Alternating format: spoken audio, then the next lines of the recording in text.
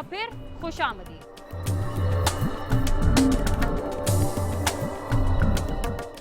Target killing के साथ अब मुल्जिमान नौजवान को अगवा करके उन्हें इस बदतरीन तशद्दुद का निशाना बनाते हैं कि वुर्सा अपने प्यारों को शनाख्त भी नहीं कर पाते। अभी हाल ही में मेरे पास एक थाना खोखराबाद का केस साल हुआ है। उसमें मुल्जिमान ने उसके लाश के टुकड़े करके बोरी में बंद करके फेंके थे। वो उनकी आपस में जाती रंजिश, दो ग्रुपों में लड़ाई थी जिसमें उन्होंने ये काम किया। मैं ये भी नहीं कहूँगा कि सारे के सारे टारगेट के लिए ऐसे करते हैं, मगर कई केसों में होता है और कुछ में तो ये बाकायदे पर्सनल एनिमिटी, पर्सनल उनको कोई आपस में तनाज़न का होता है जिसकी वजह से ये ऐसे वाक़यात होते हैं। पुलिस के एक आला अफसर का कहना है कि शहर में ऐसे ग्रुप्स काम कर रहे हैं जो दूसरे इलाकों से नौजवान को अगवा करके कत्ल करते हैं और लाश दूसरे इलाकों में फेंक देते हैं। रवां साल भी अब तक 900 कत्ल होने वाले शहरियों में से 400 से ज़ायद शहरियों को तशद्दुद के बाद कत्ल करके हाथ पांव बांधकर फेंक दिया गया।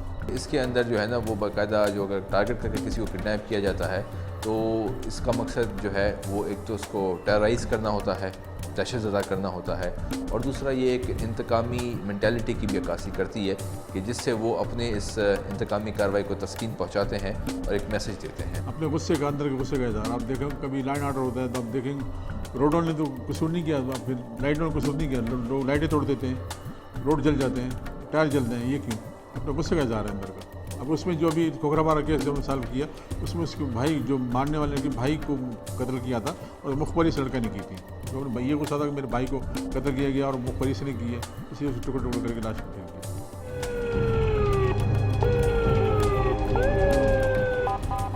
रवां साल के इब्तदाई 7 माह के दौरान 900 खानदानों के चिराग गुल कर दिए गए और 2011 में 1747 अफराद को मौत की नींद सुलाया गया था।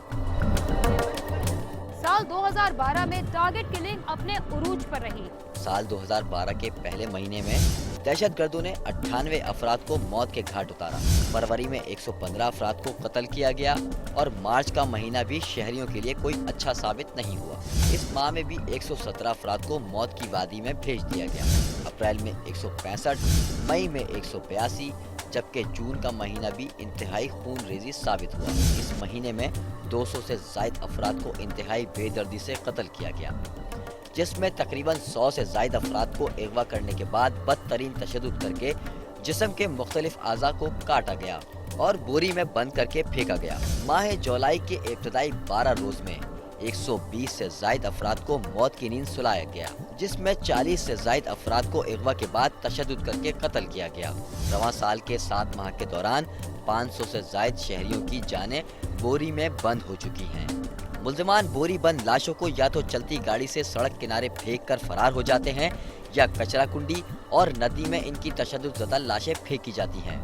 पुलिस के आला अफसर कहते हैं कि तशद्दुद-ज़दा लाशें मिलने के पीछे ज़ाती दुश्मनी भी शामिल होती है। अगर हम उनके बैकग्राउंड को देखेंगे तो हमें अंदाज़ा हो जाएगा कि इस किडनैपिंग की, इस टॉर्चर की वजह क्या है, क्यों किडनैप किया गया है। और जब हम केस के पीछे जाते हैं, इन्वेस्टिगेट करते हैं, तो वो चीज़ बिल्कुल सामने आ जाती है कि फ़लाँ शख्स को क्यों किडनैप किया गया, आया उसके किसी बैकग्राउंड की वजह से किया गया या वैसे ही वो किसी और कार्रवाई का शिकार हो गया। अभी तक तो यही बात सामने आई है कि आपस में पर्सनल जो इनके छोटे ग्रुप्स बने हुए हैं, आपस में इनकी नंबरदारी की वजह से कि जी हम बड़े हैं, आपस में ग्रुप से आपस में ज़्यादातर ये बात सामने आई। और कईयों में तो लिसानी बातें भी आ जाती हैं और कुछ मजहबी हमारे वो भी चीज़ें सामने आई हैं उसमें। फ़र्ज़ करें आपका मेरा झगड़ा होता है, मैं आपको मारता हूँ, तो आपस मेरा आपको ज़्यादा झगड़ा हुआ नहीं। तो हैं कुछ ऐसे वाक़यात भी हैं जिनमें ये चीज़ सामने पर्सनैलिटी में सामने नज़र नहीं आती, उसमें कुछ और वजूहत होते हैं।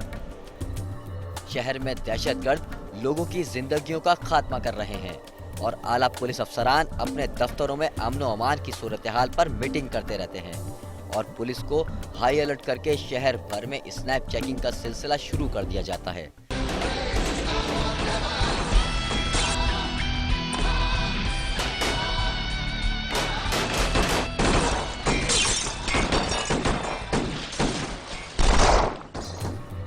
पुलिस का कहना है कि पुलिस की पेट्रोलिंग और स्नैप चेकिंग से दहशतगर्दी की वारदातों में कमी आती है, लेकिन अक्सर स्नैप चेकिंग करते वक्त पुलिस एहलकार दहशतगर्दों को पकड़ने के बजाय नोट पकड़ने का काम अंजाम देते नजर आते हैं। یہ تو وہی چیز ہے کہ جو پروفیشنل کام میں آتی ہے، ٹھیک ہے نا.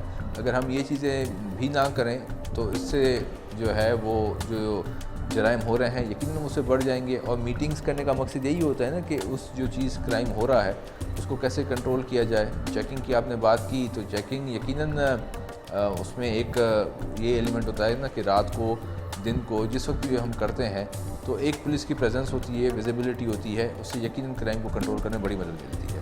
پولیس کے اعداد و شمار کے مطابق دہشت گردی کی اس لہر میں معصوم شہریوں کے ساتھ پولیس کے 20 سے زائد جوانوں اور رینجرز کے 4 جوانوں کو بھی موت کی نیند سلایا گیا. پولیس کے جوانوں کو دہشت گردوں نے پولیس موبائلوں پر حملہ کر کے قتل کیا، لیکن پولیس آج تک اپنے ہی محکمے کے جوانوں کے قاتلوں کا سراغ نہیں لگا سکی. پولیس کے انٹیلیجنس نظام کے ناکام ہونے پر اعلیٰ پولیس افسران کا کہنا تھا کہ انٹیلیجنس نظام اپنی بھرپور صلاحیت سے کام کر رہا ہے. انٹیلیجنس کا نظام بالکل موجود ہے. اور جہاں تک کڈنیپنگ کی بات ہے تو میں یہ آپ کو بتا دوں کہ کڈنیپنگ کے سلسلے میں جو گینگز کام کرتے ہیں وہ بڑے آرگنائز طریقے سے کام کرتے ہیں. اور ضروری نہیں ہے کہ جس علاقے سے کڈنیپنگ ہو رہی ہو تو جو گروپ اس کو اغوا کر رہا ہے وہ بھی اسی علاقے سے آپریٹ کرتا ہو. جب ہم کسی بھی خاص طور پہ موبائل فون کی ٹیکنالوجی کے بعد جو ہے زیادہ تر جو اس طرح کی کارروائی ہوتی ہے وہ تھرو سیل فون ہوتی ہے. اور ہمارے پاس جو سب سے افیکٹو میڈیم ہوتا ہے کسی بھی کڈنیپنگ گروپ کو ٹریس کرنے کا وہ تھرو موبائل فون ہی ہوتا ہے. اس کا جو پروسیس ہے وہ TDS ہے، ٹائم کنزیومنگ ہے، ٹریس آؤٹ کرنے میں ٹائم لگتا ہے، لیکن ہم اسی کے اوپر ورک کرتے ہیں. جہاں تک لوکل لیول کے اوپر انٹیلیجنس کلیکشن کا تعلق ہے اس میں آج بھی وہ تھانے کا نظام موجود ہے جس میں ہمارے تھانے کا اپنا ہوتا ہے. اس کے علاوہ پولیس کے اور بھی یونٹس کام کرتے ہیں جس میں اسپیشل برانچ بھی ہے، تو وہ ہماری آپس میں انفارمیشن شیئرنگ ہوتی ہے.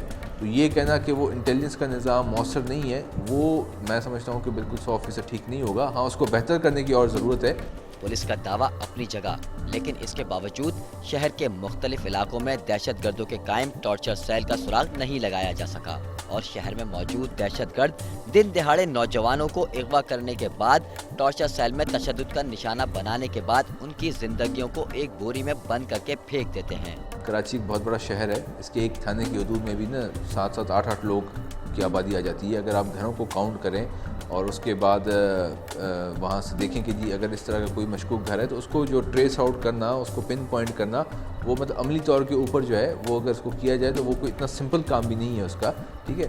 اور خاص طور پہ اگر یہ جس طریقے کی چیزیں ہیں یہ ایسے علاقوں کے اندر ہیں جو کہ سلم ایریاز ہیں، گنجان آبادی والے علاقے ہیں، وہاں پہ جہاں پہ تنگ گلیاں ہیں، جہاں پہ عام طور کے اوپر پولیس کی پیٹرولنگ نہیں ہو پاتی ہے، اور جہاں پہ جرائم پیشہ افراد کا جو ہے نا وہ اس طرح کی ایکٹیویٹیز کو جاری رکھنا ان کے لیے سپورٹیو ہوتا ہے. عام طور پہ یہ تمام چیزیں وہاں پہ ہوتی ہیں، ٹھیک ہے.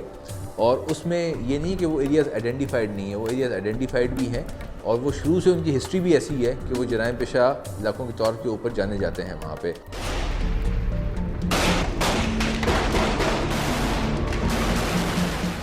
کراچی میں جاری دہشت گردی اور ٹارگٹ کلنگ اپنے عروج پر ہے اور یہ سلسلہ رکنے کا نام نہیں لے رہا. اس کے پیچھے جن طاقتوں کا ہاتھ ہے، حکومت اور قانون نافذ کرنے والے اداروں کو ان کو بے نقاب کرنا پڑے گا، ورنہ یہ سلسلہ نہیں رک سکتا. کرائم سین اپنے اختتام کو پہنچتا ہے. اس سلسلے میں اگر آپ ہمیں کوئی رائے دینا چاہتے ہیں تو ہمارا پتہ ہے cs@sama.tv. اس کے علاوہ فیس بک پر بھی ہم سے رابطہ کر سکتے ہیں. رینا خان اور کرائم سین کی ٹیم کو اجازت دیجیے اور دیکھتے رہیے سما.